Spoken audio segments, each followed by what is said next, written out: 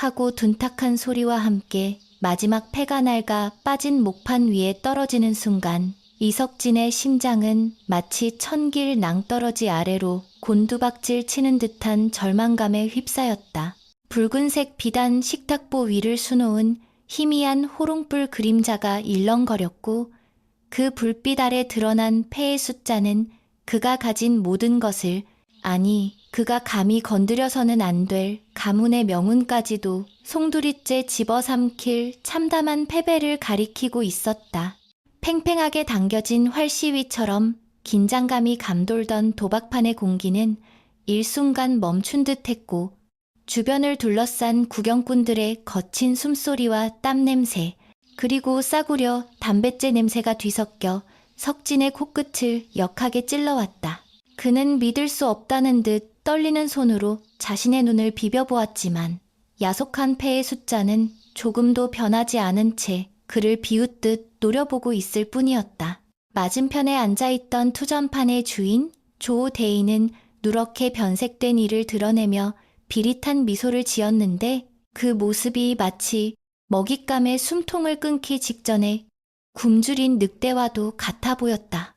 이런 도련님, 이번 판은 하늘도 도련님의 편을 들어주지 않는 모양입니다. 조대인의 목소리는 기름칠한 뱀처럼 매끄럽고 교활하게 흘러나와 석진의 고막을 파고들었다. 그는 천천히, 아주 천천히 손을 뻗어 석진이 마지막 승부수로 내던진 관찰사 아버지가 애지중지하던 문중의 땅 문서를 낚아챘다.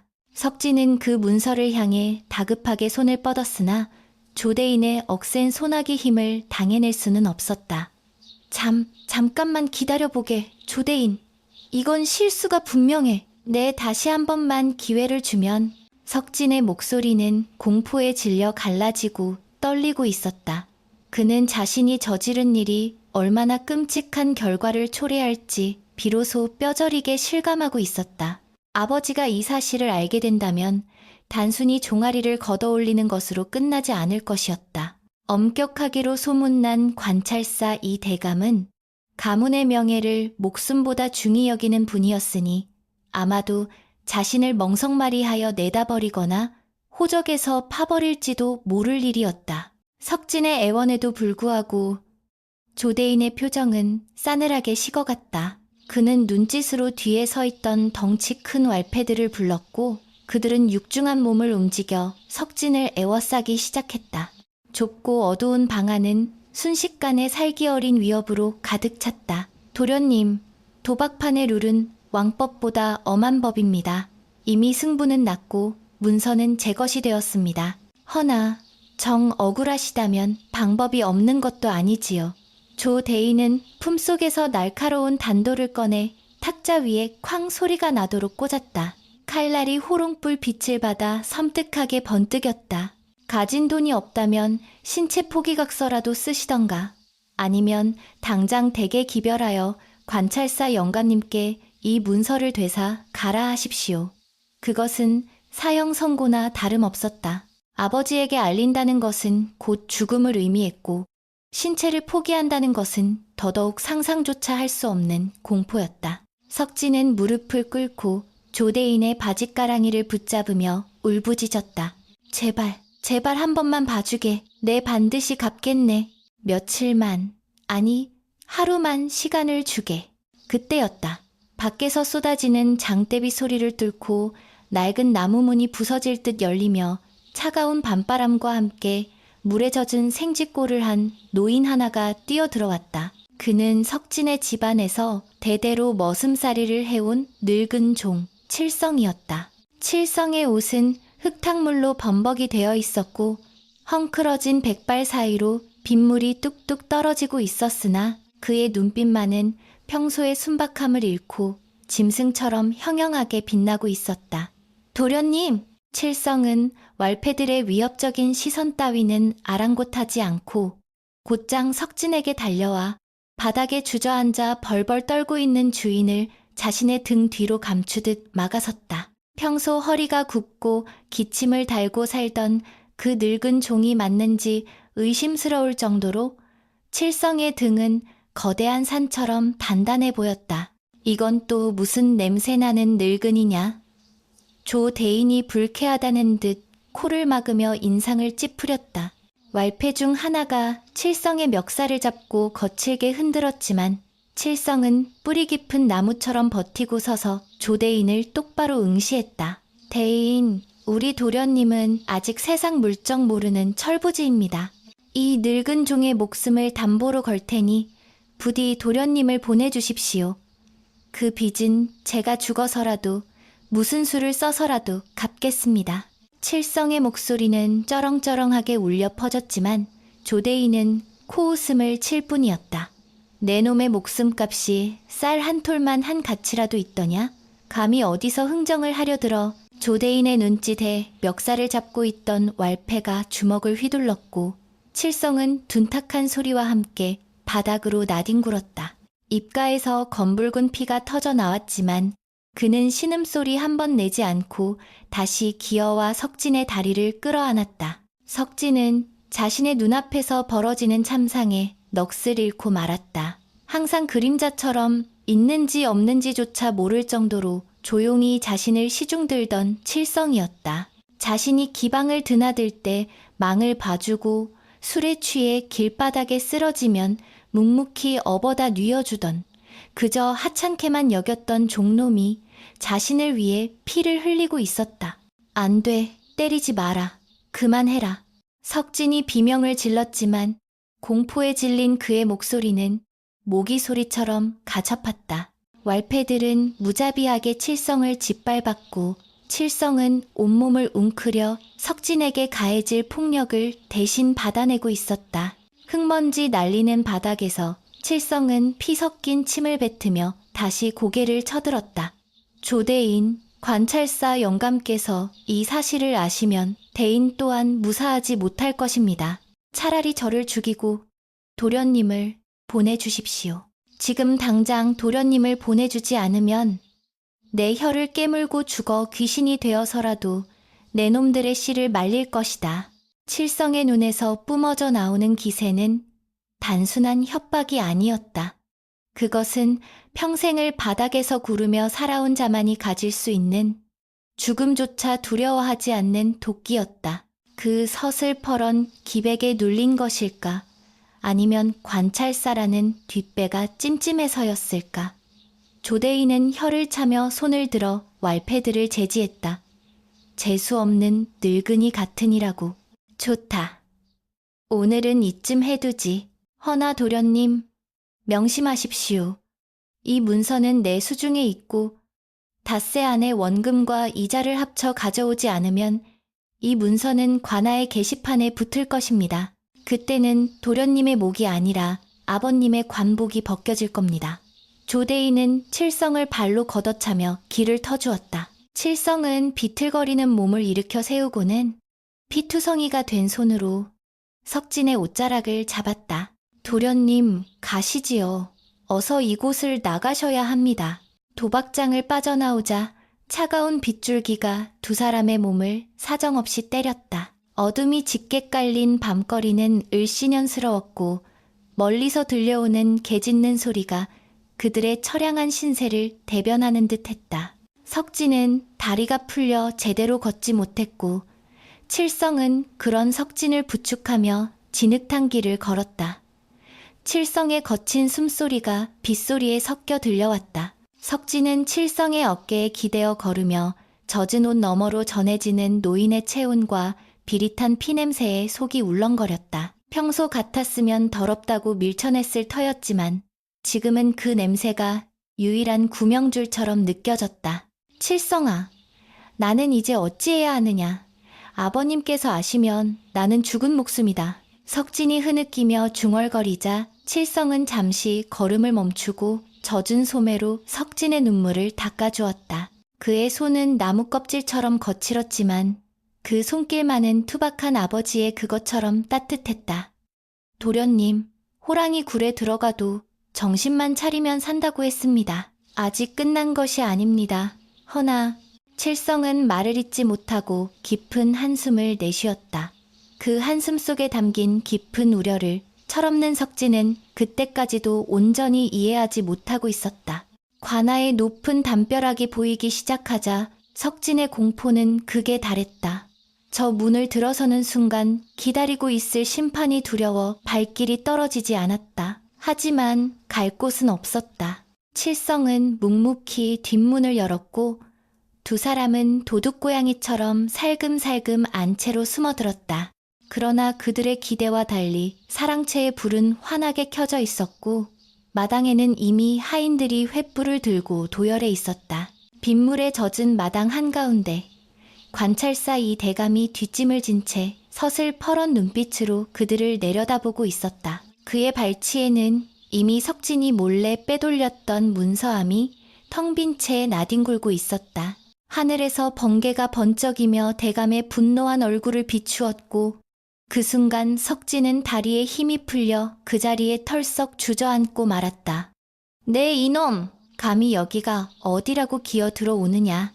대감의 호통 소리가 천둥 소리보다 더 크게 마당을 울렸다. 이 대감은 옆에 서 있던 집사에게 몽둥이를 가져오라 명하지 않았다. 대신 그의 눈빛은 아들 석진이 아닌 피투성이가 된 칠성에게로 향했다. 칠성이네 이놈, 내 아들을 잘 보필하라. 그리 일럭건을 도박판을 기웃거리게 만들어? 네 죄가 만번 죽어 마땅하다. 대감의 불호령은 예상 밖의 방향으로 튀었다. 석진은 자신이 아닌 칠성에게 화가 미치는 것을 보고 안도감과 동시에 비겁한 죄책감을 느꼈다. 칠성은 젖은 땅바닥에 머리를 처박으며 읍소했다. 나으리, 모두 소인의 불찰입니다. 도련님은 아무것도 모르십니다. 저놈들에게 속아 잠시 구경만 하셨을 뿐 빚을 진 것도 문서를 훔친 것도 모두 이 늙은 종놈이 노망이 나서 저지른 일입니다요. 칠성은 주인의 아들을 살리기 위해 또다시 거짓을 고하며 자신의 목숨을 내던지고 있었다. 그 처절한 거짓말에 석진은 입을 다물지 못했다. 왜? 대체 왜? 저 천한 것이 나를 위해 이토록 희생한단 말인가? 하지만 관찰사는 그리 호락호락한 인물이 아니었다. 그는 이미 모든 전말을 파악하고 있었다.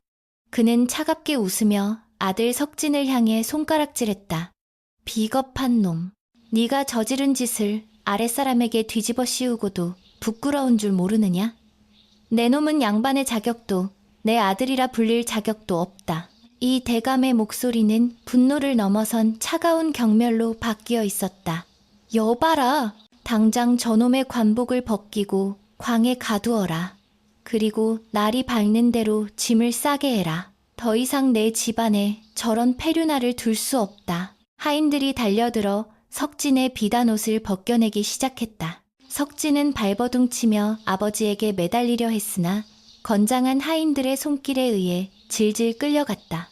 빗물과 눈물, 그리고 흙탕물이 뒤섞인 채 끌려가는 석진의 시야에 여전히 바닥에 머리를 박고 꼼짝하지 않는 칠성의 등만이 흐릿하게 들어왔다. 그것이 지옥 같은 밤의 끝이 아니라 더 가혹한 운명의 시작임을 알리는 서막이었다. 광 안에 갇힌 석진은 추위와 공포에 떨며 웅크리고 앉아 있었다. 문틈으로 새어들어오는 바람소리가 귀신 울음소리처럼 들렸고 밖에서는 여전히 장대비가 퍼붓고 있었다. 그는 자신의 인생이 어디서부터 꼬였는지 되짚어보려 했지만 머릿속은 온통 조대인의 비열한 웃음과 아버지의 경멸 어린 눈빛으로 뒤엉켜 있었다. 그리고 무엇보다 피를 흘리며 자신을 감싸던 칠성의 모습이 지워지지 않았다. 대체 왜?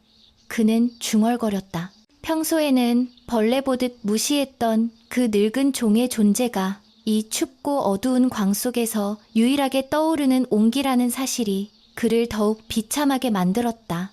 내일 날이 밝으면 무슨 일이 벌어질지 짐작조차 할 수 없었다. 다만 자신이 알던 안락하고 방탕했던 세상은 오늘 밤으로 완전히 끝장이 났다는 사실만은 분명했다.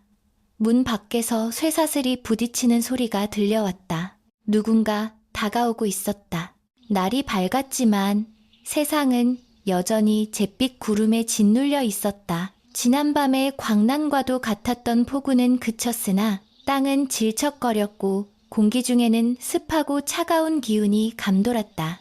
관아의 뒷문이 삐걱거리며 열리자 마치 죄인을 압송하듯 두 사람의 그림자가 길 위로 내던져졌다. 비단옷 대신 거칠고 뻣뻣한 삼배옷을 입은 석진은 자신의 몰골이 믿기지 않는 듯 연신 옷자락을 잡아당기며 몸서리를 쳤다. 피부에 닿는 까칠한 감촉은 마치 수천 개의 바늘이 온몸을 찌르는 듯했고 발에 맞지도 않는 집시는 한 걸음 내디딜 때마다 살점을 파고들었다. 그의 뒤를 따르는 칠성은 등짐을 가득 지고 있었으나 그 발걸음은 석진보다 훨씬 가볍고 침착했다. 칠성의 등에는 쌀 몇 대와 솥단지 하나, 그리고 낡은 이불 두 채가 전부였으니 그것이 두 사람이 산속에서 연명해야 할 전 재산이었다. 석진은 뒤를 돌아보며 굳게 닫힌 대문을 노려보았다. 아버지의 얼굴은 끝내 보이지 않았다. 가시지요, 도련님. 갈 길이 맵니다. 칠성의 목소리는 건조했다. 그 무미건조함이 석진의 화를 더욱 부채질했다. 이놈, 칠성아, 아버님께서 정녕 나를 버리신 것이냐? 내 놈이 뭔가 잘못 알고 있는 게 아니냐? 내가 누구냐? 이 고을 관찰사의 독자란 말이다. 석진이 악을 쓰며 소리쳤지만 돌아오는 것은 싸늘한 바람 소리와 칠성의 묵묵부답뿐이었다. 마을을 벗어나 산길로 접어들자 길은 더욱 험해졌다. 평소라면 가마를 타고 유유자적하며 풍류를 읊었을 그 길이었으나 두 발로 걷는 산행은 고문이나 다름없었다. 젖은 낙엽에 미끄러지기를 수십 번. 그때마다 석진은 진흙탕에 처박혀 꼴사나운 비명을 질렀다. 아이고, 나 죽는다. 칠성아, 좀 쉬었다 가자. 내 다리가 부러질 것 같구나. 석진이 길가 바위에 주저앉아 헐떡거렸다.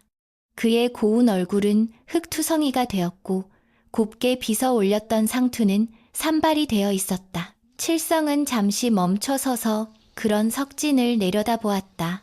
예전 같았으면 당장 달려와 흙을 털어주고 물을 대령했겠지만 지금의 칠성은 그저 장승처럼 서 있을 뿐이었다. 도련님, 해가 떨어지기 전에 도착해야 합니다. 산속의 밤은 짐승들의 시간입니다. 늑대 밥이 되고 싶지 않으시면 일어나십시오. 칠성의 눈빛에는 일말의 동정도 서려 있지 않았다. 그것은 하인이 상전을 보는 눈이 아니라 조련사가 말 안 듣는 짐승을 보는 듯한 냉정함이었다. 석진은 그 눈빛에 오금이 저려 억지로 몸을 일으켰다. 분노와 수치심이 치밀어 올랐지만 당장 이 깊은 산 속에서 의지할 곳이라고는 저 늙은 종놈밖에 없다는 사실이 그를 비참하게 만들었다. 한참을 더 올라가 인적조차 끊긴 깊은 골짜기에 다다르자 앙상한 나뭇가지 사이로 쓰러질 듯 위태로운 초가 한 채가 모습을 드러냈다. 지붕의 빗짚은 썩어 문드러져 구멍이 숭숭 뚫려 있었고 흙벽은 여기저기 허물어져 냉기가 들이칠 것이 뻔해 보였다. 마당에는 잡초가 무성하게 자라 사람의 흔적이라고는 찾아볼 수 없었다. 저기란 말이냐? 석진의 입이 딱 벌어졌다. 짐승의 우리라고 해도 믿을 법한 저 흉물스러운 곳이 자신이 머물러야 할 곳이라니. 칠성은 대답 없이 성큼성큼 걸어가 닫혀있던 방문을 열어젖혔다. 끼익하는 소름, 끼치는 소리와 함께 먼지가 자욱하게 피어올랐고 천장 구석에서는 쥐 한 마리가 화들짝 놀라 도망쳤다. 도착했습니다. 이곳이 나으리께서 정해주신 도련님의 거처입니다. 칠성은 등짐을 마루에 내려놓으며 말했다. 석진은 뒷걸음질 쳤다. 싫다. 나는 못 들어간다. 차라리 감옥에 가두라고 해라. 여기서 어떻게 사람이 산단 말이냐. 석진이 발버둥 쳤지만 산속의 정막은 그의 외침을 공허하게 삼켜버릴 뿐이었다. 칠성은 석진의 투정을 무시한 채 묵묵히 방 안의 거미줄을 걷어내고 가져온 이불을 폈다. 그리고는 부엌으로 가서 솥을 걸고 불을 지필 준비를 했다. 석진은 마당 한가운데 멍하니 서서 그 모습을 지켜보았다. 배에서는 꼬르륵 소리가 요란하게 울렸다. 어제 저녁부터 물 한 모금 마시지 못한 상태였다. 칠성아, 밥을 다오. 배가 고파 죽겠다. 석진이 기어 들어가는 목소리로 말했다. 평생 남이 차려주는 밥상만 받아먹었던 그에게 배고픔은 참을 수 없는 고통이었다. 부엌에서 나오던 칠성이 쌀자루와 표주박을 석진의 발치에 툭 던졌다. 쌀은 여기 있고 물은 저 아래 계곡에 흐릅니다. 나무는 뒷산에 널려 있으니 주워 오시면 됩니다. 칠성의 말에 석진은 귀를 의심했다. 뭐라고? 네가 감히 나보고 밥을 지으란 말이냐? 내 놈이 종놈이 아니더냐? 종놈이 상전에 밥을 짓는 것은 당연한 이치거늘. 석진의 얼굴이 붉게 달아올랐다. 칠성은 천천히 허리를 펴고 석진을 똑바로 응시했다. 그의 주름진 얼굴에 묘한 기운이 감돌았다. 도련님, 관찰사 나으리의 언명이 계셨습니다. 이곳에서는 그 누구의 도움도 받지 말고 오직 도련님의 손으로 먹고 자는 것을 해결하라 하셨습니다. 만약 제가 도련님을 돕는다면 저 또한 이곳에서 쫓겨날 것이며 도련님은 굶어 죽게 될 것입니다. 저를 종이라 부르시든 뭐라 부르시든 상관없으나 밥을 드시고 싶으면 직접 불을 지피십시오. 칠성의 말은 단호했다. 그것은 거역할 수 없는 선고였다. 석진은 분노에 차서 쌀자루를 발로 걷어찼다. 하얀 쌀알이 흙바닥에 흩어졌다. 이따위 밥 안 먹는다. 내 기필코 내려가서 아버님께 다 고할 것이다. 내 놈이 나를 능멸했다고. 석진은 뒤도 돌아보지 않고 왔던 길을 향해 뛰기 시작했다. 어둠이 내리기 시작한 산길은 아가리를 벌린 괴물처럼 검게 입을 벌리고 있었지만 이곳에 갇혀 있느니 차라리 죽는 게 낫다는 생각뿐이었다. 그러나 열 걸음도 채 못 가서 석진은 거대한 벽에 부딪힌 듯 멈춰서야 했다. 언제 따라왔는지 칠성이 그의 앞을 막아서고 있었다. 칠성의 손에는 낫이 들려 있었다. 녹이 슬고 이가 빠진 낫이었지만 달빛을 받아 번뜩이는 날은 섬뜩했다.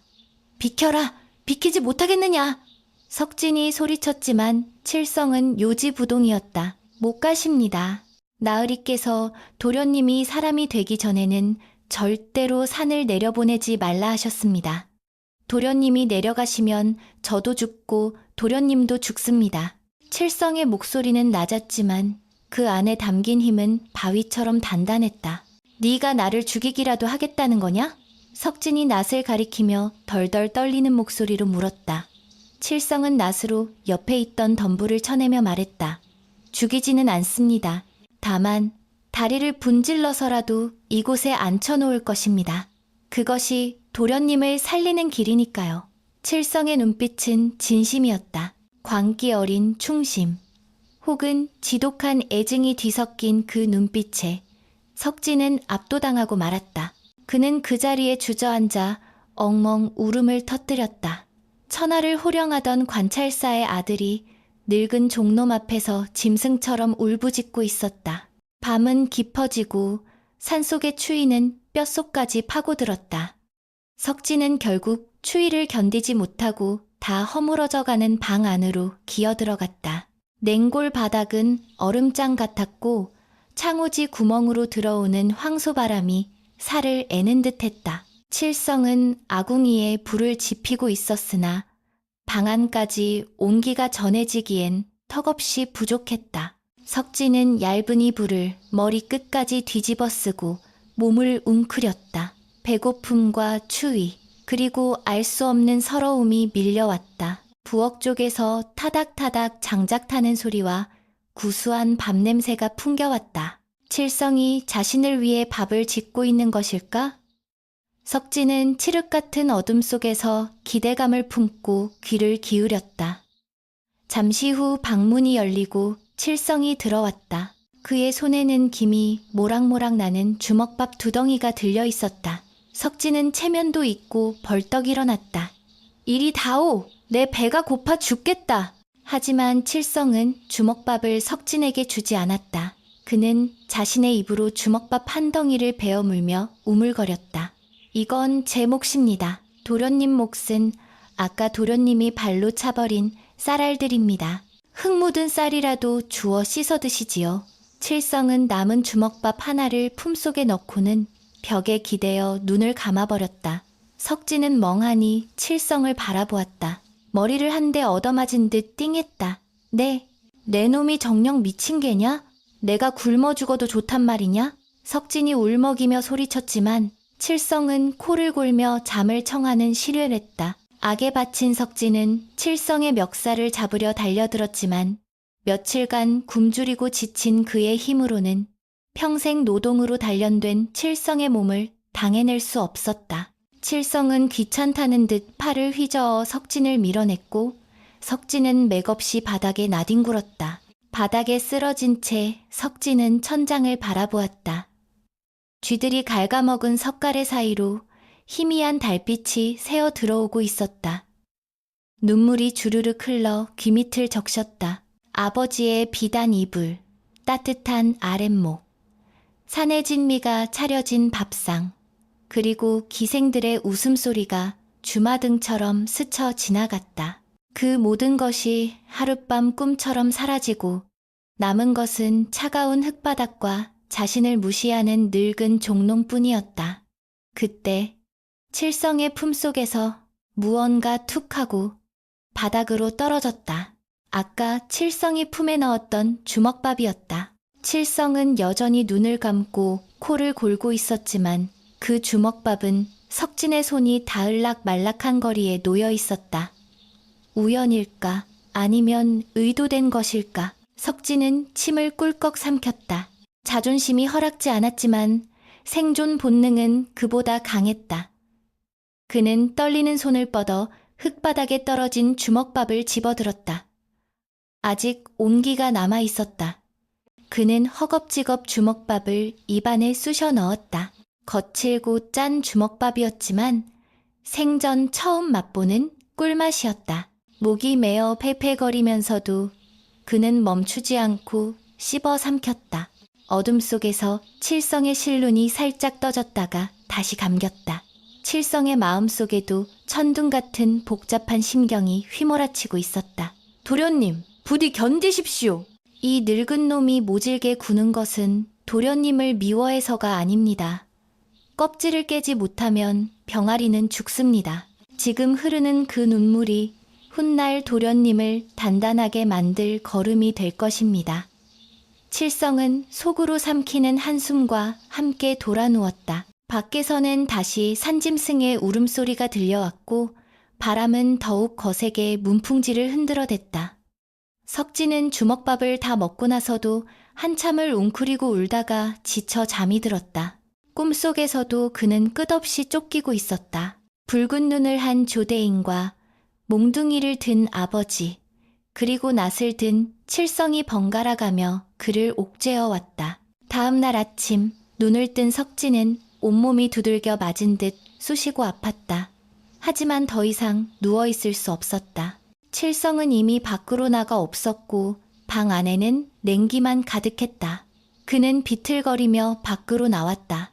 마당 한 구석에 칠성이 나무를 해다 놓은 것이 보였다. 그리고 부엌 아궁이 앞에는 칠성이 남겨둔 듯한 껍질도 벗기지 않은 생고구마 몇 개가 놓여 있었다. 먹고 싶으면 직접 해먹어라. 환청처럼 칠성의 목소리가 들리는 듯했다. 석진은 흙 묻은 고구마를 집어들었다. 손이 부들부들 떨렸다. 평소 같으면 하인에게 던져버렸을 그 더러운 고구마를 그는 소중하게 품에 안았다. 그리고 서툰 솜씨로 아궁이 앞에 앉아 부싯돌을 치기 시작했다. 불꽃은 좀처럼 일어나지 않았고 매캐한 연기만 피어올라 눈물을 쏙 뺐다. 콜록콜록 제기랄, 불조차 내 마음대로 안 된단 말이냐. 석진은 검댕이 묻은 얼굴을 소매로 닦으며 악을 썼다. 하지만 포기할 수는 없었다. 배고픔은 자존심보다 무서웠고 무엇보다 어젯밤 칠성이 던져준 그 무언의 메시지가 그의 가슴 한구석을 찔렀기 때문이었다. 이곳에 주인은 없다. 그래, 살아남으려면 내가 움직여야 한다. 생전 처음 느껴보는 생존의 절박함이 철없던 도련님의 가슴 속에 작은 불씨를 지피고 있었다. 동지섣달의 산바람은 살간을 찢어밟힐 듯 매서웠다. 하늘은 납덩이처럼 무겁게 내려앉아 있었고 며칠째 그치지 않는 폭설은 온 세상을 하얀 지옥으로 만들어버렸다. 초가집 지붕은 눈의 무게를 이기지 못해 금방이라도 무너져 내릴 듯 위태로워 보였고 사방을 둘러싼 산맥은 거대한 은색 장벽이 되어 두 사람을 세상으로부터 완벽하게 고립시켰다. 땔감은 바닥을 보이고 있었고 쌀독을 긁는 소리는 날카롭게 신경을 긁어댔다. 석진은 배치부를 뒤집어 쓰고 오들오들 떨면서 입김이 하얗게 서리는 방안을 멍하니 응시했다. 지난 몇 달간의 산속 생활은 그를 완전히 다른 사람으로 만들어 놓았다. 비단결 같던 피부는 거칠게 트고 갈라져 피딱지가 앉았고 풍채 좋던 얼굴은 광대뼈가 툭 붉어져 나와 퇴학이 그지없었다. 그러나 무엇보다 변한 것은 그의 눈빛이었다. 예전의 오만함과 도끼는 사라지고 그 자리에는 생존에 대한 본능적인 공포와 알 수 없는 체념이 깃들어 있었다. 칠성아, 칠성아. 석진이 갈라진 목소리로 불렀지만 대답은 없었다. 칠성은 새벽같이 일어나 눈보라를 뚫고 산을 올랐다. 며칠 전부터 칠성의 기침 소리가 심상치 않았다. 쿨럭거릴 때마다 가슴 깊은 곳에서 쇠 긁는 소리가 났고 밤새 끙끙 앓는 소리에 석진은 잠을 설쳐야 했다. 그럼에도 불구하고 늙은 종은 주인의 끼니를 위해 덫을 놓고 나무를 하러 나간 것이다. 석진은 문득 부끄러움과 불안감이 동시에 밀려왔다. 만약 칠성이 돌아오지 않는다면, 이 깊은 산속에 나 혼자 남겨진다면? 그 생각은 추위보다 더 끔찍한 냉기를 몰고 왔다. 그는 자리에서 벌떡 일어났다. 나도 무언가 해야 한다. 앉아서 죽을 수는 없다. 그는 칠성이 남겨두고 간 낡은 지게를 짊어지고 밖으로 나섰다. 눈은 무릎까지 차올랐고 한 걸음 뗄 때마다 발이 푹푹 빠져 걷기조차 힘들었다.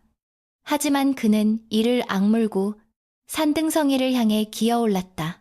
나무라도 한 짐 해오면 적어도 밥값은 했다는 소리를 들을 수 있을 것이라 생각했다. 그러나 산은 어설픈 갯길을 용납하지 않았다. 눈 덮인 산길은 어디가 길이고 어디가 낭떠러지인지 구분할 수 없었다. 거친 숨을 몰아쉬며 마른 가지를 줍던 석진의 발이 미끄러운 바위를 헛디딘 것은 순식간이었다. 으악! 비명지를 새도 없이 그의 몸은 가파른 경사면을 타고 굴러 떨어졌다. 날카로운 나뭇가지들이 옷을 찢고 살을 파고들었다. 한참을 구르던 그는 굵은 소나무 등걸에 부딪혀서야 간신히 멈출 수 있었다. 극심한 통증이 왼쪽 다리에서 밀려왔다. 발목이 기이하게 꺾여 있었다.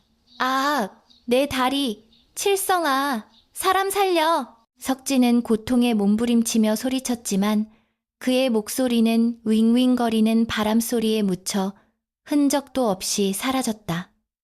공포가 엄습했다. 일어설 수 없었다. 눈은 계속해서 쏟아지고 있었고 체온은 급격히 떨어지고 있었다. 이대로라면 밤을 넘기지 못하고 얼어 죽을 것이 분명했다. 시간이 얼마나 흘렀을까. 석진의 의식이 흐릿해져 갈 무렵 멀리서 희미한 인기척이 느껴졌다. 도련님, 도련님, 환청일까? 아니었다. 그것은 거친 숨소리에 섞인 칠성의 목소리였다. 여기다! 칠성아, 나 여기 있다. 석진은 젖먹던 힘을 다해 소리쳤다.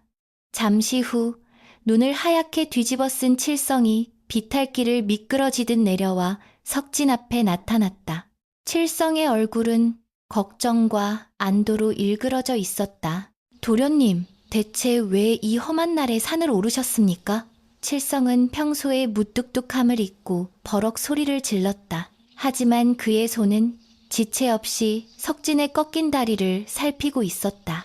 칠성은 자신의 겉옷을 벗어 석진의 몸을 감싸고 주저없이 등을 내밀었다. 업히십시오. 해가 지기 전에 내려가야 합니다. 칠성아, 나는 못 간다. 다리가 부러진 것 같다. 너 혼자 가거라. 석진이 울먹이며 말했지만 칠성은 억지로 석진의 팔을 자신의 어깨에 걸쳤다. 헛소리 마십시오. 제가 죽기 전에는 도련님을 두고 가지 않습니다. 칠성은 깡마른 몸으로 자신보다 덩치 큰 석진을 업고 눈길을 오르기 시작했다. 늙은 종의 다리가 후들거리는 것이 느껴졌다. 그의 등에서는 땀 냄새와 쉰내가 섞인 묘한 냄새가 났는데 그것은 역겨움이 아니라 가슴 뭉클한 삶의 냄새였다. 칠성의 거친 숨소리가 석진의 귓가에 닿았다. 헉, 헉. 한 걸음 한 걸음이 천근 만근인 듯 했다. 석진은 칠성의 등에 얼굴을 묻고 흐느꼈다. 미안하다, 미안하다 칠성아. 내가 못나서 내가 너를 고생시키는구나. 석진의 뜨거운 눈물이 칠성의 젖은 옷을 적셨다. 평생 처음으로 하인에게 진심 어린 사과를 하는 순간이었다. 칠성은 대답 대신 묵묵히 눈길을 헤치며 나아갈 뿐이었다. 초가집에 돌아왔을 때 두 사람은 모두 탈진 상태였다. 칠성은 덜덜 떨리는 손으로 아궁이에 불을 지피고 꽁꽁 언 손으로 눈을 녹여 물을 끓였다. 그리고는 품속에서 꼬깃꼬깃해진 산토끼 고기 몇 점을 꺼내 석진의 입에 넣어주었다. 자신은 국물만 들이키면서도 고기는 전부 석진의 차지였다. 방안이 훈훈해지자 석진은 비로소 칠성의 모습을 제대로 볼 수 있었다. 칠성의 손은 엉망진창이었다. 동상에 걸려 검붉게 변한 손가락, 여기저기 찢기고 베인 상처들, 그리고 손바닥 전체를 뒤덮은 거북이 등껍질 같은 굳은 살. 그것은 단순한 손이 아니라 수십 년간 가문을 위해 헌신해온 고통의 역사책이었다. 석진은 자신의 하얗고 보드라운 손을 칠성의 손 옆에 대보았다. 한없이 부끄러웠다. 저 손이 아니었으면 자신은 오늘 산속에서 객사했을 것이다. 저 투박한 손이 지금껏 자신의 비단 옷을 입히고 기름진 밥상을 차려냈던 것이다. 칠성아, 석진이 나지막이 불렀다. 칠성은 졸고 있다가 화들짝 놀라 눈을 떴다. 예, 도련님, 다리가 많이 아프십니까? 석진은 고개를 저었다. 그는 칠성의 손을 덥석 잡았다. 칠성이 놀라 손을 빼려 했지만 석진은 놓아주지 않았다. 이 손으로 우리 집안을 일으켰구나. 나는 그것도 모르고 네가 그저 밥이나 축내는 종놈인 줄 알았다. 내 어리석음을 용서해라. 석진의 눈에서 다시금 눈물이 뚝뚝 떨어졌다. 칠성은 잠시 당황한 듯 하더니 이내 씁쓸한 미소를 지으며 석진의 손을 마주 잡았다. 그의 손은 거칠었지만 따뜻했다. 도련님, 흙은 거짓말을 하지 않습니다. 땀은 배신하지 않습니다. 도련님께서 투전판에서 이루신 것은 돈이 아니라 땀의 가치였습니다. 나으리께서 도련님을 이곳에 보내신 뜻을 이제야 조금은 알 것 같으십니까? 그날 밤 두 사람은 신분의 벽을 넘어 인간 대 인간으로 마주 앉아 밤이 새도록 이야기를 나누었다. 칠성은 자신이 젊은 시절 어떻게 흉년을 견뎌냈는지 석진의 조부님을 모시고 전란을 피해 피난 가던 시절의 이야기를 들려주었다. 석진은 그 이야기들 속에서 자신이 책에서도 배우지 못한 살아있는 삶의 지혜와 인내를 배웠다. 칠성은 더 이상 하찮은 종이 아니라 인생의 스승이자 아버지 같은 존재로 다가왔다. 폭설은 멈췄지만 석진의 가슴 속에는 새로운 불꽃이 타오르기 시작했다. 그것은 허황된 욕망의 불꽃이 아니라 단단하고 묵직한 생명의 불꽃이었다. 겨울이 지나고 산 골짜기에도 봄 기운이 찾아들었다. 얼음이 녹아 계곡물이 졸졸 흐르고 언 땅을 뚫고 새싹이 돋아났다. 석진의 다리도 어느 정도 나아 절뚝거리면서도 걸을 수 있게 되었다. 어느 맑은 날 아침, 석진은 칠성보다 먼저 일어나 마당으로 나갔다. 그는 창고 구석에 처박혀 있던 녹슨 낫과 호미를 꺼내 들었다. 칠성이 깰까봐 조심스럽게 문을 닫은 그는 밭으로 향했다. 겨우내 방치되어 잡초와 돌멩이로 뒤덮인 밭이었다. 석진은 호미를 들어 땅을 찍었다. 캉 하는 소리와 함께 손목에 전해지는 충격이 짜릿했다. 그는 돌을 골라내고 굳은 땅을 파엎기 시작했다. 30분도 지나지 않아 손바닥에 물집이 잡히고 허리가 끊어질 듯 아팠다.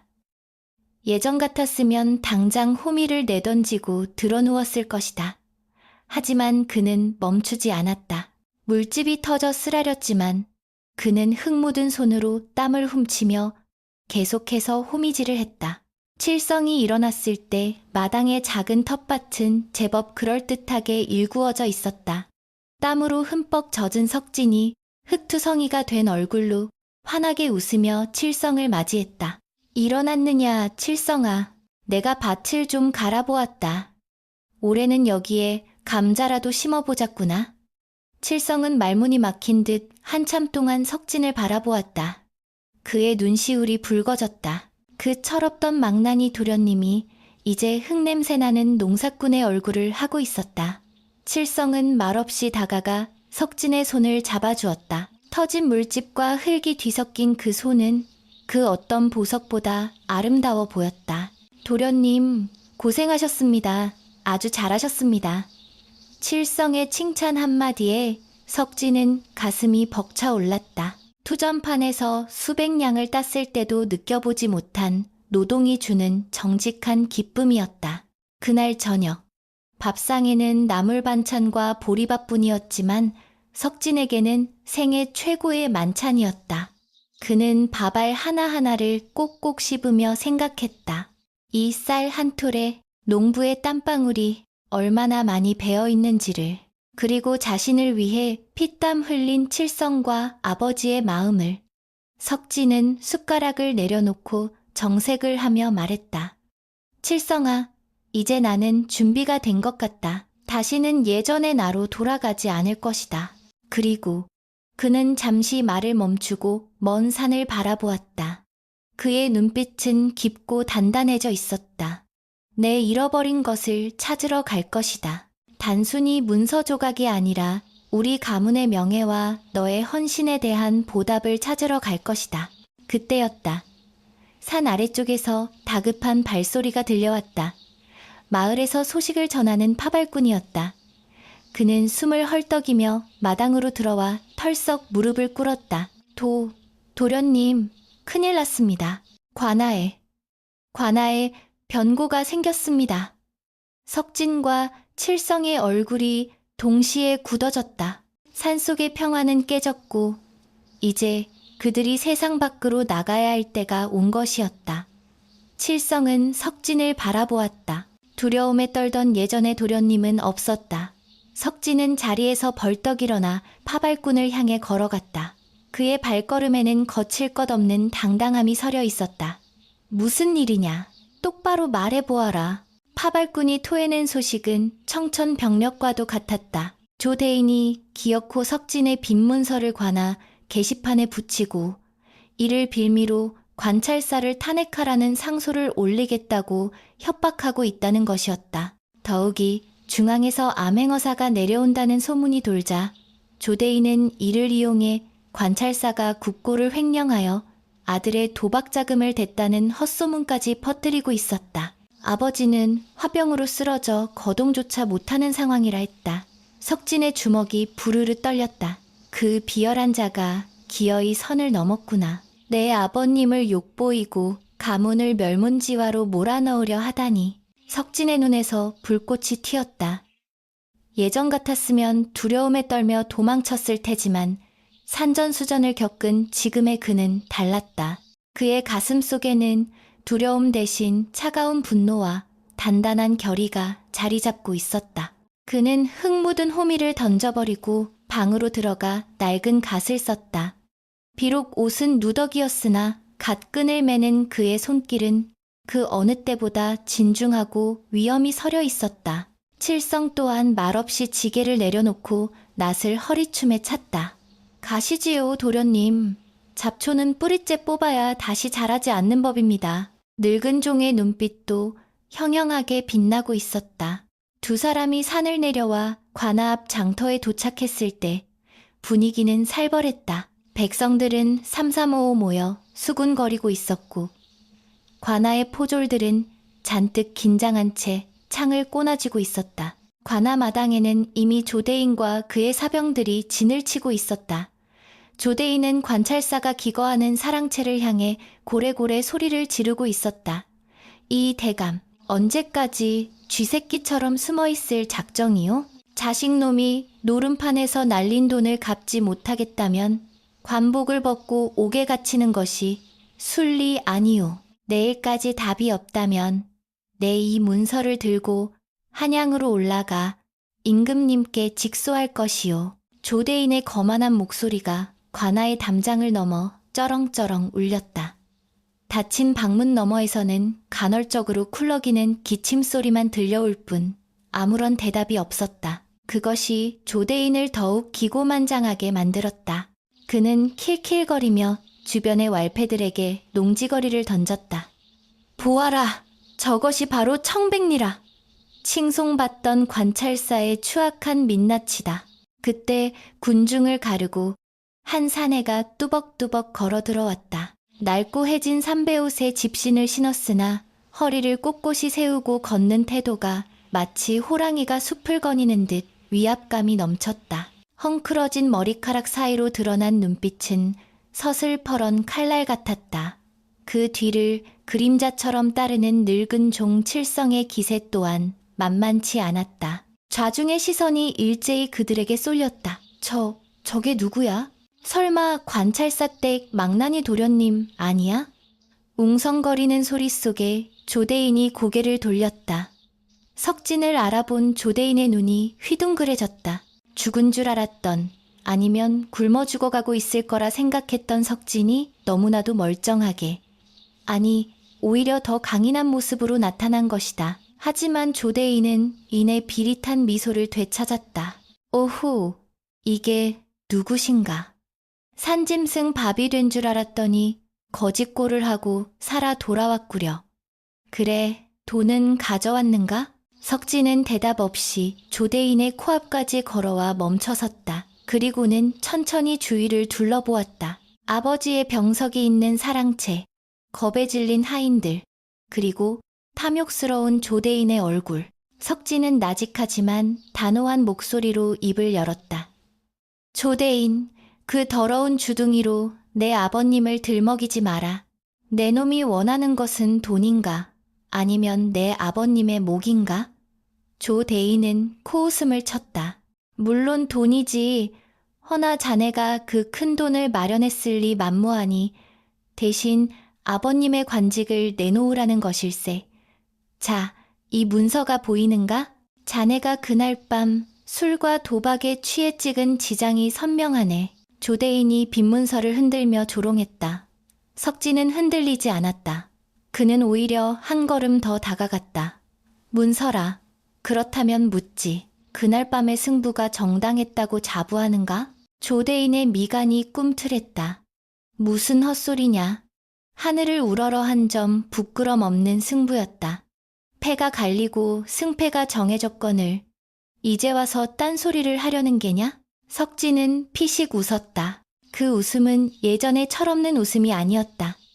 상대를 꿰뚫어보는 여유가 담긴 서늘한 미소였다.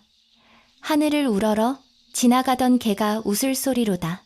내 놈의 도박장은 속임수와 사기로 점철된 복마전이 아니더냐. 석진의 말에 조대인의 얼굴이 불그락 푸르락해졌다. 네 이놈! 감히 여기가 어디라고 망발을 짓거리느냐? 여봐라! 저 미친놈을 당장 끌어내라! 왈패들이 달려들려 하자 뒤에 서 있던 칠성이 낫을 쳐들고 앞을 막아섰다. 한 발짝만 더 움직이면 내 낫이 춤을 칠 것이다. 늙은이 목숨 하나 버리는 것은 두렵지 않다. 칠성의 살기 어린 외침에 왈패들이 주춤거렸다. 석진은 손을 들어 칠성을 제지하고 조대인을 똑바로 쳐다보며 제안했다. 조대인, 내게 마지막 기회를 다오. 내 놈이 그토록 자신의 승부가 정당했다고 주장하니 여기서 다시 한번 겨루자. 만약 내가 진다면 내 목숨과 이 문서를 모두 내 놈에게 주겠다. 허나 내가 이긴다면 그 문서를 찍고 물러가라. 군중이 술렁거렸다. 미친 짓이었다. 이미 빈털터리인 석진이 무엇으로 승부를 한단 말인가. 조대인은 솔깃했다. 어차피 돈을 받을 길은 요원하고 공개적인 자리에서 석진을 완전히 짓밟아버리면 관찰사도 더 이상 버티지 못할 것이라 계산했다. 게다가 자신의 타짜 기술이라면 애송이 석진쯤은 식은 죽먹기였다. 좋다. 객기 하나는 가상하구나. 종목은 무엇으로 하겠느냐? 내 놈이 가장 자신 있어 하는 투전으로 하자. 단, 패는 내가 직접 확인하겠다. 석진의 말에 조대인은 흔쾌히 수락했다. 관아마당 한가운데 멍석이 깔리고 탁자가 놓였다. 조대인은 품속에서 평소 쓰던 낡은 투전 목판과 패를 꺼내놓았다. 구경꾼들이 숨을 죽이고 지켜보는 가운데 두 사람은 마주 앉았다. 조대인은 능숙한 손놀림으로 패를 섞었다. 데르륵 데르륵 현란한 소리가 사람들의 혼을 빼놓았다. 하지만 석진은 패를 보지 않았다. 그는 조대인의 눈과 손끝, 그리고 미세하게 떨리는 어깨 근육만을 응시하고 있었다. 산속에서 토끼가 덫을 피하는 움직임을 관찰하고 바람의 방향을 읽어내던 그 감각이 온몸의 세포를 깨우고 있었다. 칠성이 가르쳐준 교훈. 흐름을 읽어라. 욕망을 버리고 본질을 보라. 패가 돌려졌다. 조대인은 의기양양하게 자신의 패를 깠다. 장땡이었다. 구경꾼들 사이에서 탄식이 흘러나왔다. 끝났군. 도련님이 졌다. 조대인은 껄껄 웃으며 손을 내밀었다. 자, 약속대로 목숨을 내놓거라. 그러나 석진은 미동도 하지 않았다. 그는 자신의 패를 뒤집지 않고 조대인의 패 중 하나를 번개같이 낚아챘다. 이 패, 이상하지 않은가? 석진이 차갑게 물었다. 조대인의 안색이 창백해졌다. 뭐 하는 짓이냐? 패를 돌려라. 조대인이 다급하게 손을 뻗었지만 석진은 패를 높이 들어올려 햇빛에 비추었다. 보아라. 이 패의 뒷면을 자세히 보아라. 육안으로는 보이지 않지만 햇빛에 비스듬히 비추면 미세한 흠집이 보일 것이다. 이것이 바로 내 놈이 승부를 조작해온 증거다. 사람들이 웅성거리며 몰려들었다. 과연 석진의 말대로 패의 뒷면, 꽃문양 속에 아주 작은 바늘구멍 같은 흠집이 나 있었다. 조대인은 당황하여 말을 더듬었다. 이건 우연이다. 낡아서 생긴 흠집일 뿐이야. 석진은 멈추지 않았다. 그는 옆에 있던 돌멩이를 집어들어 조대인의 패를 내리쳤다. 쩍 소리와 함께 나무패가 갈라졌다. 놀랍게도 그 안에서 콩알만한 납덩이가 굴러나왔다. 이것도 우연이냐? 무게중심을 조작하여 내 놈이 원하는 패가 나오도록 만든 것이 아니냐? 군중은 경악했다. 사기 도박이었다. 지금까지 조대인에게 돈을 잃고 패가 망신한 사람들이 하나둘씩 분노를 터뜨리기 시작했다. 저놈이 사기꾼이다! 내 논밭을 돌려내라! 저놈을 죽여라! 민심이 순식간에 뒤집혔다. 조대인은 쥐구멍을 찾듯 뒷걸음질 쳤다. 아니다. 이건 모함이다. 그러나 때는 늦었다. 석진은 자리에서 일어나 쩌렁쩌렁한 목소리로 외쳤다. 내 놈의 탐욕이 눈을 가려 하늘 무서운 줄 모르고 날뛰었구나. 내 비록 한때 어리석어 네 꾀임에 넘어갔으나 이제는 아니다. 백성의 고열을 빨아먹는 거머리 같은 놈. 오늘 그 죄를 낱낱이 물을 것이다. 그때 닫혀있던 사랑채 문이 활짝 열리고 병색이 완연하지만 서슬퍼런 관복을 입은 관찰사 이 대감이 부축을 받으며 걸어나왔다. 여봐라! 당장 저 사기꾼 놈과 그 일당을 포박하라. 대감의 명령이 떨어지자 포졸들이 일제히 달려들었다. 조대인과 왈패들은 저항하려 했으나 분노한 백성들과 포졸들의 기세에 눌려 순식간에 제압당했다. 칠성도 낫을 던지고 달려들어 조대인의 다리를 걸어 넘어뜨렸다. 바닥에 처박힌 조대인은 비명조차 지르지 못하고 밧줄에 꽁꽁 묶였다. 마당은 환호성으로 가득 찼다. 석진은 숨을 몰아쉬며 아버지를 바라보았다. 이 대감은 떨리는 눈으로 아들을 응시하고 있었다. 거짓골을 하고 있었지만 그 눈빛만은 자신이 알던 나약한 아들이 아니었다. 흙과 땀으로 단련된 진정한 사내의 눈빛이었다. 이 대감은 천천히 계단을 내려와 석진 앞에 섰다. 그리고는 굳게 다문 입을 열었다. 돌아, 왔느냐? 그 짧은 한마디에 담긴 수만 가지 감정을 석진은 느낄 수 있었다. 석진은 그 자리에 무릎을 꿇고 머리를 조아렸다. 아버님, 소자가, 불효자식이 이제야 돌아왔습니다. 너무 늦게 깨달아 아버님께 씻을 수 없는 죄를 지었습니다. 석진의 어깨가 들썩이며 오열이 터져나왔다. 이 대감은 떨리는 손을 들어 아들의 헝클어진 머리를 쓰다듬었다. 평생 엄하기만 했던 아버지의 처음이자 따뜻한 손길이었다. 아니다. 늦지 않았다. 네가 잃어버린 재물은 다시 모으면 그만이나 네가 산속에서 얻어온 그 기계와 깨달음은 천금을 주어도 살 수 없는 것이다. 내 아들이 진짜 양반이 되어 돌아왔구나. 대감의 눈시울도 붉게 젖어 있었다. 그 모습을 지켜보던 칠성은 슬그머니 뒤로 물러나 눈물을 훔쳤다. 자신의 거친 손등으로 흐르는 눈물은 기쁨의 눈물이었다. 낡은 갓을 쓴 거짓골의 도련님과 병든 관찰사, 그리고 늙은 종.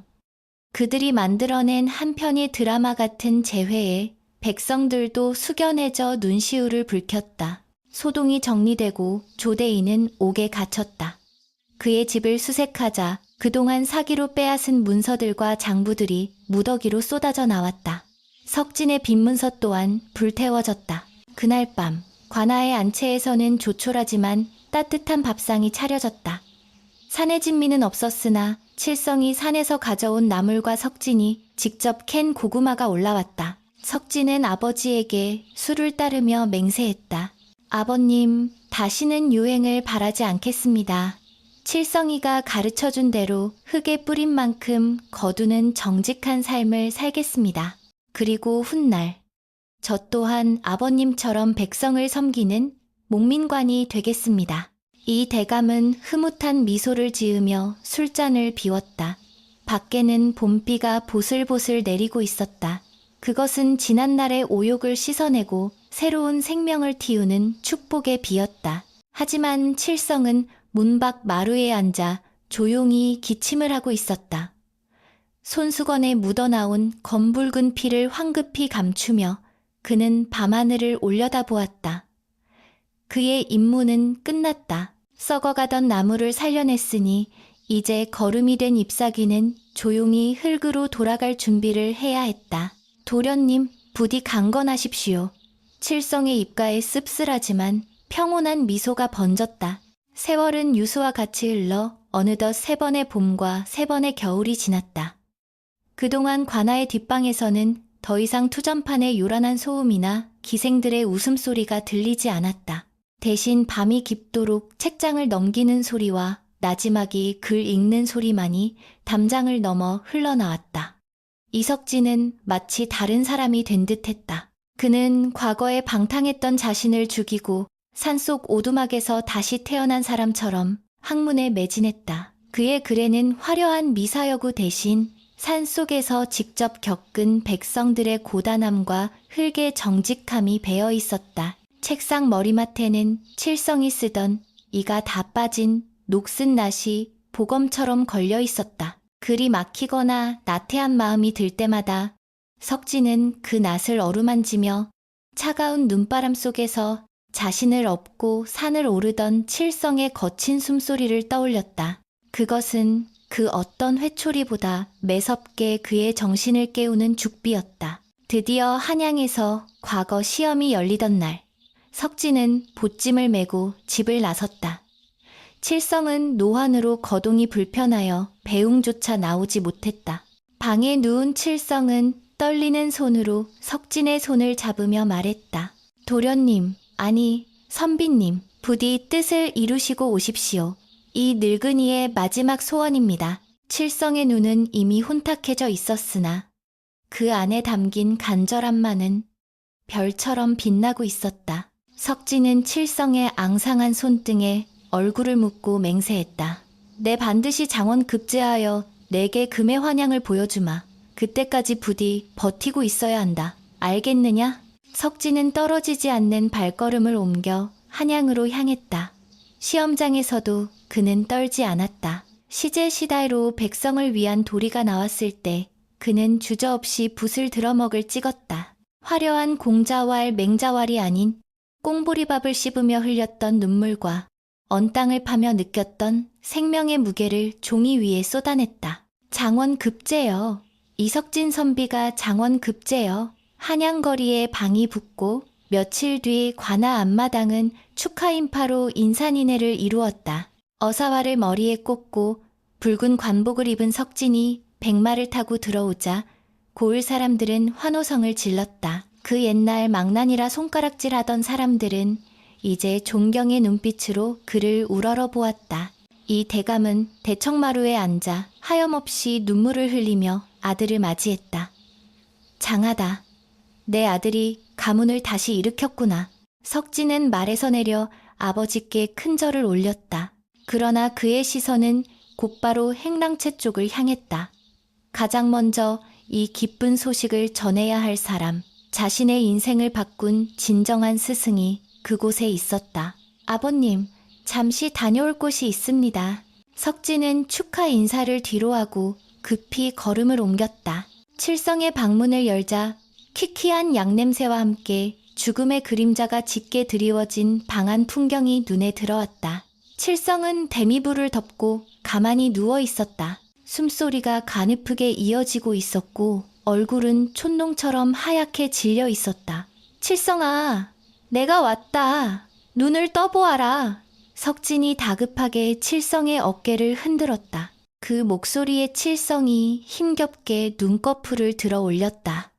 흐릿한 시야 사이로 붉은 관복을 입은 석진의 모습이 들어오자 칠성의 입가에 희미한 미소가 번졌다. 도련님, 오셨습니까? 그 옷, 참으로 곱습니다. 칠성은 뼈만 남은 손을 들어 허공을 더듬었다. 석진은 얼른 그 손을 잡아 자신의 볼에 갖다 대었다. 그래, 네 덕분이다. 네가 나를 사람으로 만들었다. 어서 일어나거라. 내 너에게 줄 맛있는 고기와 술을 잔뜩 가져왔다. 하지만 칠성은 고개를 가로저었다. 아닙니다. 저는 이제 갈 때가 되었습니다. 도련님이 저 높은 곳에 오르신 것을 보았으니 이 늙은 종놈은 더 이상 바랄 것이 없습니다. 칠성의 목소리는 점점 잦아들고 있었다. 도련님, 부디 잊지 마십시오. 백성은 흙과 같습니다. 밟으면 밟히지만 그 흙이 없으면 나무는 서지 못합니다. 도련님은 큰 나무가 되시어 저 같은 미천한 흙들을 그늘로 품어주십시오. 칠성의 눈에서 눈물 한 줄기가 주르륵 흘러내려 베개를 적셨다. 그것이 마지막이었다. 평생을 주인을 위해 그림자처럼 살았던 노인은 자신이 키워낸 주인이 가장 빛나는 순간을 확인하고서야 비로소 편안하게 눈을 감았다. 잡고 있던 손이 스르르 힘없이 떨어졌다. 칠성아, 칠성아. 석진의 오열이 좁은 방안을 가득 채웠다. 그는 체면도 있고 칠성의 시신을 끌어안고 통곡했다. 밖에서 기다리던 하인들도 뒤따라온 이 대감도 숙연해져 고개를 숙였다. 석진은 칠성의 장례를 치르며 파격적인 선언을 했다. 이 사람의 장례는 가문의 어른을 모시는 예우로 치를 것이다. 그는 내 종이 아니라 나의 스승이자 은인이었다. 주변에 반대가 있었으나 관찰사와 석진의 뜻이 워낙 강경하여 아무도 토를 달지 못했다. 상여가 나가는 날 석진은 갓을 벗고 상주가 되어 상여 뒤를 따랐다. 고을 사람들은 그 모습을 보며 수군거렸으나 그 안에는 비난이 아닌 감동이 서려 있었다. 양반이 종의 상여를 따르다니 전례 없는 일이었으나 그만큼 두 사람의 사연이 깊음을 모두가 알고 있었기 때문이었다. 칠성은 그들이 함께 살았던 산속 오두막이 내려다 보이는 양지바른 언덕에 묻혔다. 봉분이 만들어지고 사람들이 모두 내려간 뒤 석진은 홀로 무덤 앞에 남았다. 봄바람이 불어와 묘지 주변의 진달래꽃을 흔들었다. 석진은 자신이 입고 있던 관복의 띠를 풀어 무덤 위에 올려놓았다. 그리고 무릎을 꿇고 술을 따랐다. 칠성아, 보고 있느냐? 이 관복은 내가 입고 있으나 사실은 네가 입어야 마땅한 것이다. 네가 나를 대신해 매를 맞고 네가 나를 대신해 굶주리며 만들어낸 옷이다. 석진은 술잔을 들어 흙 위에 뿌렸다. 술이 흙으로 스며드는 모습이 마치 칠성이 목마르게 술을 받아 마시는 듯했다. 내 약속하마. 네가 내게 가르쳐준 그 투박한 진심으로 세상을 다스리겠다. 썩어 문드러져 거름이 된 너의 희생이 헛되지 않게 내 반드시 무성한 잎을 피워 고단한 백성들이 쉴 수 있는 그늘을 만들겠다. 세월은 다시 흘러 수십 년이 지났다. 이석진은 조정의 판서 자리에까지 올랐으며 백성들이 칭송하는 명재상이 되었다. 그는 흉년이 들면 자신의 곳간을 먼저 열었고 억울한 자가 있으면 밤을 새워서라도 그 사연을 들어주었다. 그의 집 사랑채에는 언제나 낡은 농기구 하나가 걸려 있었는데 사람들은 그것이 무엇인지 궁금해했다. 어느 날 석진의 손자가 물었다. 할아버님, 저 녹슨 낫은 왜 저기에 걸어두신 것입니까? 저것보다 훨씬 좋은 보검도 많지 않습니까? 백발이 성성한 석진은 인자한 미소를 지으며 손자를 무릎에 앉혔다. 그리고 벽에 걸린 낫을 내려 손자에게 쥐어주었다. 얘야, 잘 듣거라.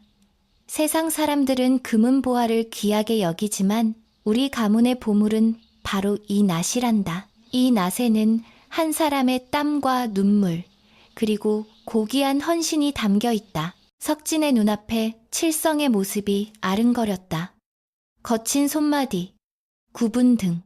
그러나 그 누구보다 당당했던 눈빛, 진정한 귀함이란 비단 옷을 입고 가마를 타는 것에 있는 것이 아니다.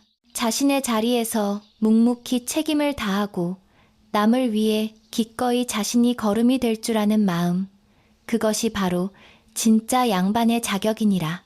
석진은 손자의 머리를 쓰다듬으며 칠성의 무덤이 있는 북쪽 하늘을 바라보았다. 그날 밤 석진은 꿈을 꾸었다. 꿈속에서 그는 다시 젊은 날의 그 산속 오두막에 와 있었다. 눈보라가 치는 겨울밤이었지만 방 안은 훈훈했다. 아궁이 앞에는 칠성이 구수한 숭늉을 끓이고 있었다. 도련님, 오셨습니까? 시장하시지요? 칠성이 환하게 웃으며 김이 모락모락 나는 밥상을 내밀었다. 석진은 그 밥상을 받으며 칠성과 마주보고 웃었다. 그 웃음 속에는 신분의 귀천도 세상의 근심도 없었다. 오직 사람과 사람 사이에 흐르는 따뜻한 정만이 가득했다. 잠에서 깬 석진의 눈가에는 촉촉한 물기가 맺혀 있었다. 창밖에는 봄비가 내리고 있었고 빗물은 땅으로 스며들어 이름 모를 풀꽃들을 피워내고 있었다. 칠성은 흙으로 돌아갔으나 그가 남긴 사랑은 거대한 숲이 되어 세상을 푸르게 덮고 있었다. 그것은 한낱 종의 이야기가 아니라 한 인간이 다른 인간을 어떻게 위대하게 만들 수 있는가에 대한 영원한 전설이었다.